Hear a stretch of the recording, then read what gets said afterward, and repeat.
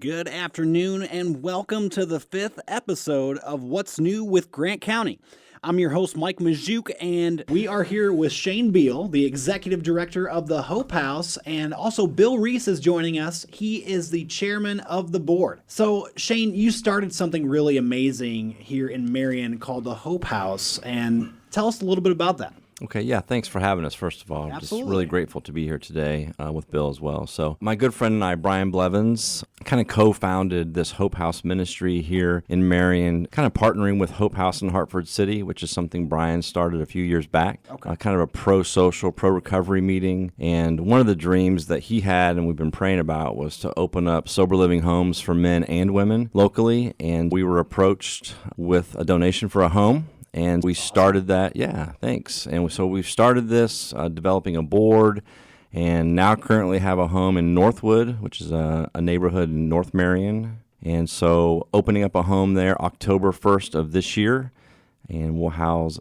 anywhere from 6 to 10 men, depending on zoning obligations that we may have to meet. But yeah, so Brian and I just put our heads together and got lucky, blessed, whatever you want to call it. We like to say blessed by a house, and just really excited to offer something kind of new and maybe even improved in the community for the recovery population. Well, this sounds amazing, and let's talk about what your guys' roles are at the Hope House. Okay, so I'm the executive director. Just been out trying to raise awareness, trying to raise funds, trying to talk to people about what the Hope House is actually going to do for this community, and then developing a board as well. So I had a lot of time to interview people, ask them if they'd be on the board, and to date, no one said no, so that's good. And then I reeled in Bill, and so yeah, he agreed to be chairman, and he's kind of taken the role of leading the board while I go out and cause havoc in the community and make people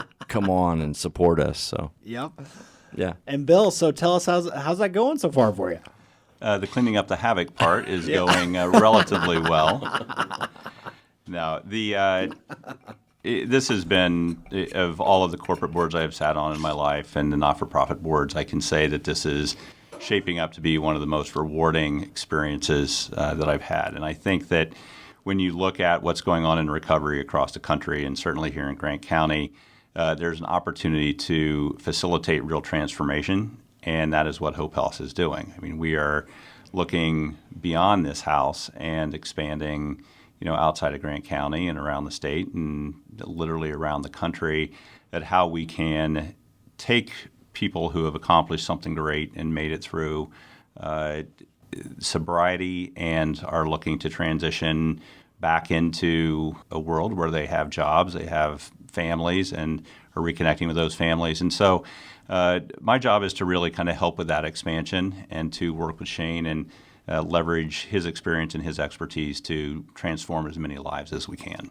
I sound really good when he talks. Yeah. Man, you need to bring Bill around with you everywhere. Bill answers all my questions. Direct all questions to Bill. It's the piercing blue eyes. Right? Gosh. If you can't see those on the radio, you can find him on Facebook. Trust me. They are mind-boggling, and they just suck you right in. That's right. Oh, my goodness. Well, it sounds like you guys are just doing some wonderful things here in Marion, and some much-needed wonderful things. And so our listeners, most of them probably know about the Grace House, which is a wonderful thing. But could you guys explain the difference kind of between the Hope House and the Grace House? Yeah, I think Bill can handle that the best. He did a really good explanation earlier to me. So Grace House has been a tremendous anchor for the sobriety community here in Grant County. And what we're trying to do is be complementary to what their mission is and to complement them where we can. But our focus is on taking people that I would say are more in the final stages of that transition from the actual process of getting clean and transitioning, in some cases, through the incarceration process and getting them out into a situation where they are really back in the community, living the lives they want to lead. Yeah, I think our goal is to meet people where they are in terms of their own change process. And I think maybe more along the action stage of change or the planning stage of change, where they've already been through some type of maybe even residential treatment, or they're currently close to being done with outpatient services or intensive outpatient services. So trying to focus on that population in terms of more independent living. Okay. And then kind of the last phase, like Bill was mentioned earlier, is this home is for people to live for an extended period of time. We'd like you to Right. live for a minimum of 6 months up to 2 years.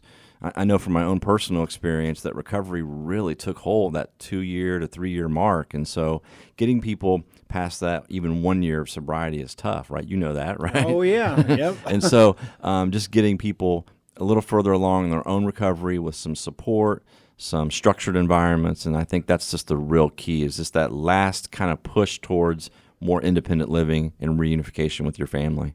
And that's huge. And Yeah. and for the listener that maybe doesn't understand addiction that well, Yeah. we need that structure. Yes. And we need it especially during that first year. Yeah. I mean, it takes a good 2 years for our brains to heal. And so in that process, we need safe places to lay our heads. We need safe places where we can feel like we're accomplishing something, getting goals met and baby steps. You know, we always say take one day at a time, and that's real life stuff for someone in recovery. And this house will enable them not only to do that with other men, but to do that with myself and Brian there. We're both certified recovery specialists in the state of Indiana, and our board has a lot of interest in just helping people. And so just having a lot of people pour into them and provide really good mentoring opportunities for people. So we're just real excited about the opportunities to just change not only the lives of those men, but the lives of the surrounding neighborhood and the lives of this community. And what do you think the Hope House is going to do for this community? I think it's going to do a couple things. One, I think it's going to help people recover, and I think that's probably was the initial goal going in. But I think what this house is really going to do is put this community in a mindset that we're all in this together, and it takes more than just people in the recovery community to speak up. We have to talk about reducing stigma, because stigma is one of the main barriers to asking for help. You know, if you feel like you're going to be judged or looked down upon or even told, I don't want you in my neighborhood, the likelihood of you asking for help is pretty minimal. Right. And so this is an opportunity we have to go into a really nice neighborhood, to be really good neighbors, to be community partners, to say, you know what, we're in recovery, but we're people, and we're people who are successful. We have jobs, we have families. We're just trying to do the next right thing. And I think when we can show that, not only in Northwood, but we can show that in the community as a whole, people are going to look at us differently, and maybe that stigma drops. And when that stigma drops, more people ask for help. And when more people ask for help, more people get help. Yeah, I think if we do our job the way we want to do it, we will have as positive as an impact on the community as we do on the residents of the dwelling. So our goal is to not just help these men transition back to reunification with their family and so on, but to have the community look at them differently. And being in a neighborhood that has been a very affluent and very nice neighborhood is a key part of that process, not just in healing the men that are living there, but healing the neighborhood and that bond between the community and these individuals. And being in a nicer neighborhood, I mean, that's also going to make these guys feel better about themselves. You know, I was at the property a couple days ago, and I had taken a good friend of mine, Carmen, from the Grant County Rescue Mission, and we were out in the back looking at it. And he said, "Man, just standing here makes me feel good. Right. You know, makes me feel like maybe I deserve this. Maybe I can have these things." Right? If he's thinking in terms of someone in recovery, and he's right. It's, you know, we need to develop a situation in which it's okay for people to recover in really nice homes in really nice areas, because that's going to help catapult them to more success down in life too. So I agree. yeah. Well, we're going to take a quick break, but more from Shane Beal and Bill Reece, who are with the Hope House right here in Marion. When we come back, I'm Mike Majuk, and you're listening to What's New with Grant County, right here on 94.3 The Fortress, creating community. Welcome back from the break, and you're listening to the 5th episode of What's New with Grant County. And we've been talking with Shane Beal and Bill Reece, who are with the Hope House right here in Marion. Great to be talking with you guys. And Shane, you know, you have a blog. I do. 35,000 plus followers, no big deal. But Right. you have a really awesome blog, which is called My Journal Tales of Recovery. Yeah. And the latest post, you talk about how the Hope House is opening up in Northwood, and there's been some issues, and you kind of just touched on those issues a little bit. But is that something you'd like to talk more about? Yeah, so you can find that at bealfrommyjournal.blogspot.com, and you can follow that and check out all my journals there. It's been a while since I posted, but I think when I posted that, there was the Not in My Backyard post, I think is what that was, so NIMBY, right? Yeah, there were some issues with the soon-to-be neighbors, you opening up in a nicer neighborhood, I guess. Yeah, so we've kind of got through that process. I think I'll defer that to Bill on that in terms of that process. Bill? Sure. There definitely is, when there's any kind of change like this, there's we really believe in what you're doing, I just don't want it in my backyard dynamic that's going on. And that is going on here. But I want to be very clear. I think every single resident in that neighborhood stands behind what Hope House is doing. Great. Okay. And I do know that there is some resistance to it just happening in the Northwood neighborhood.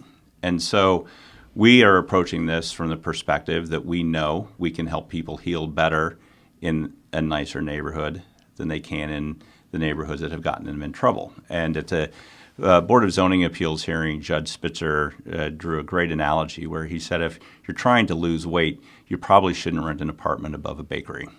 And when you're trying to maintain your sobriety and transition back to an even higher level of integration into the community, you need to be in a neighborhood that is going to motivate you, is going to hold you to a higher standard as well. And we feel adamant that we need to have the sober living homes, in neighborhoods such as Northwood. And let's be clear about this. Addiction does not discriminate. It can affect anyone from all walks of life, right, gentlemen? I mean, it does. And we had a very frank meeting with the neighbors. And I can tell you that going around and talking with all of those residents in that neighborhood, they all have a personal experience with addiction. And that's why we feel strongly that they support the mission of what we're doing. There's just some resistance in where this home is going. Okay. Yeah, 1 in 10 people have a substance use disorder. That means 1 in 10 plumbers, 1 in 10 lawyers, 1 in 10 doctors, whatever. I mean, that's the reality is it doesn't discriminate. And so, although I understand some of their concerns because of fear that happens, at the end of the day, we're trying to help people recover from all walks of life. Because that's who is recovering, people from all walks of life. Right. 25 million people across America are in recovery. People don't tell you that number. No. But that's huge, right? Every day in the battle of recovery. And I think that some resistance is a healthy opening for us to really go in and make sure that we are executing our plan up to standards, but it gives us an opportunity to really minister to those people in that neighborhood and bring them in closer to what we're trying to accomplish. Right. Changing lives. Really, I mean, transforming lives is what this ministry is all about. These houses are all about. And if we can change the lives of the community at the same time, we're all winning. It's a win-win. It's a win-win-win-win-win-win. And people, we all can be educated more on something. And so many people look at addicts a certain way, and going back to that stigma you guys were talking about, and what Bill said, this is going to open their eyes to this whole thing, educate them. It is a win-win for everybody. It is. So I'm really proud of you guys. Thank you. I'm proud of you. I mean, really, seriously. Thanks, Shane. When you're in recovery, one day at a time is real stuff, and a year under your belt is amazing. So inspiring for me to sit across the whatever this is from you and just be interviewed by you. So seriously. Thanks, Shane. Yeah. Thanks, guys. And I look up to guys like you, Shane. Well, I appreciate that. You've had how long have you had in recovery? Okay, so my sobriety date is 11/26/2015. Okay. A couple weeks before I went to prison. Is that almost 4 years? I'm pretty bad at math. Almost 4 years, coming up in November. Yep. As you said, it takes us time to get our brains back to normal, and I only had a year. I'm not good with math still, so it doesn't matter. Never was. I was an attorney, so I can only divide by thirds. You guys are awesome. We're gonna have you back on here on a regular basis. Yeah. Okay, so we have a wonderful event coming up. Yeah, so excited. Voices of Recovery. Let's talk about that. All right. So Voices of Recovery is our second time doing it. The first time we did it last year was at the Honeywell Center in Wabash and had an amazing turnout. Had about 820 people come, listen to a few speakers, and have some music. So this year we thought, let's bring it to our hometown in Marion and do it kind of a street carnival atmosphere, a festival type atmosphere. And so partnering with Cinder Wellness and doing a recovery walk there initially, and then opening up a festival environment where there's going to be food trucks, vendors, sponsors can have tables, and we're going to have a couple people actually doing some hiring on the spot that day. Oh, wow. Yeah, and then have United Way's doing an adult recess. Family Services is having a booth that's interactive about what their services are. And so we're real excited about that, but super excited about the speakers we have. And then we have 4 bands, too. Indiana Wesleyan has been gracious enough to help us with all the production needs, and so we're really excited about their partnership with us as part of our recovery event. And so I can tell you more about the speakers if you want. John Humphreys, who is pretty well known around in the recovery community, has a great recovery story he's going to share. A mom and sister team, Denise and Andrea Case, are going to talk about what it's like from a family's perspective. Great. You know, so they had a son and a brother go through recovery, and so what it's like for them. I think we sometimes often forget the damage that we cause to families, and their perspective is going to be really, really nice. We have James McKinney, who is currently in the Life Change program at the Grant County Rescue Mission, which, by the way, is an amazing program. Yes. Shout out to Carmen and Rick for doing amazing work there.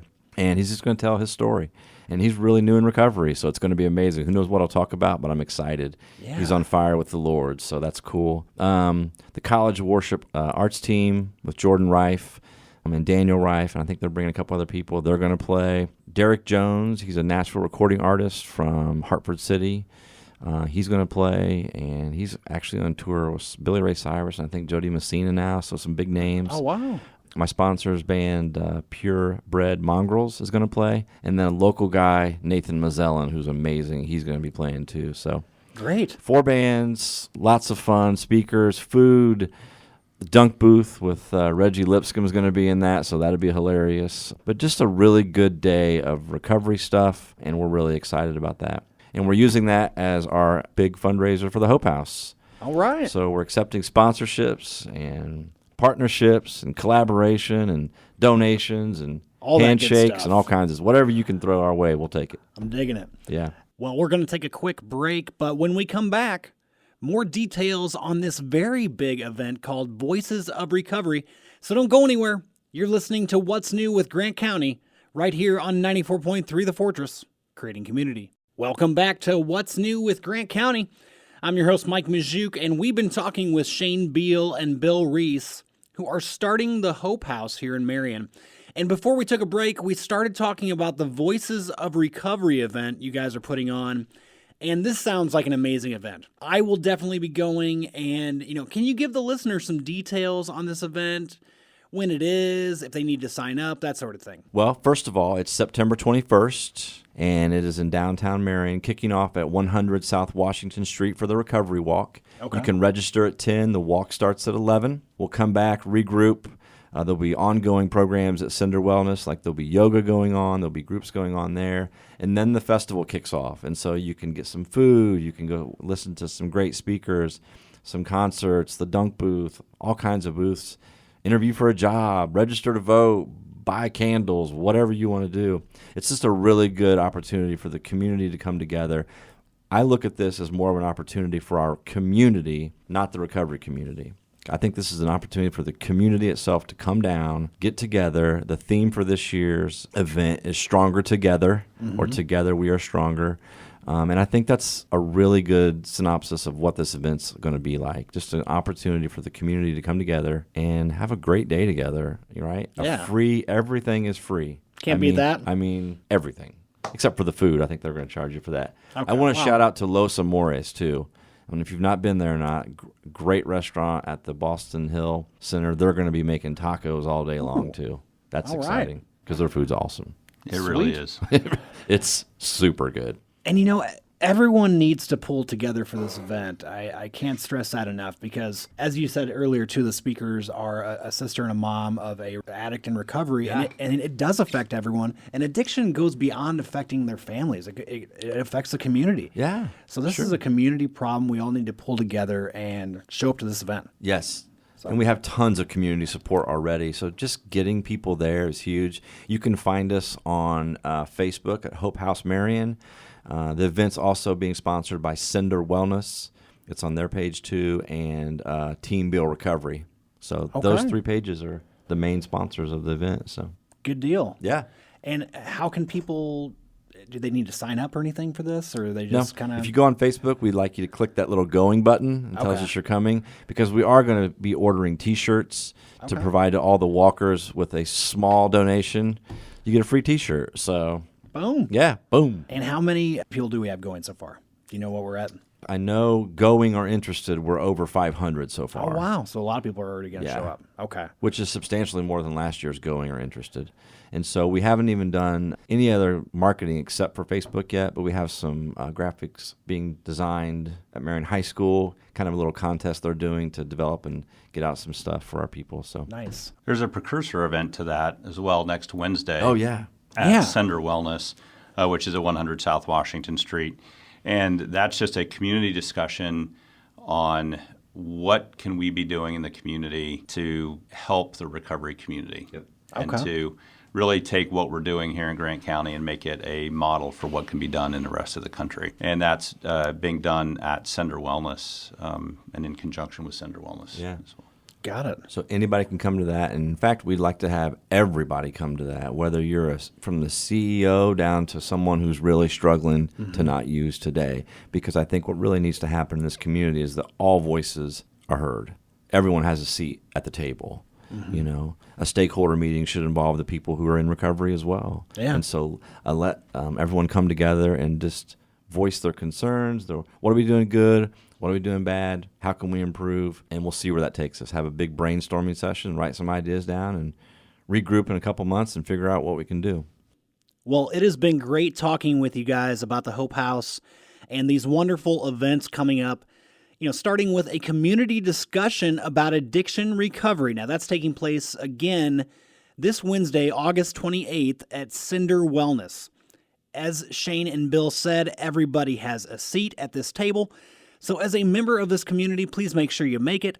And also the Voices of Recovery Walk and Festival, which is happening September 21st. Make sure you check out the Hope House's Facebook page for more on these events. And as time grows closer, we will also provide information as well on our page. Thanks for coming on the show today, guys, and thanks for doing God's work. Thank you. We've been talking with Shane Beal and Bill Reece. And if you tuned in later on in the conversation, don't sweat it. We'll post a link to the full interview on our Facebook page. I'm Mike Majuk, and you've been listening to What's New with Grant County, right here on 94.3 The Fortress, creating community.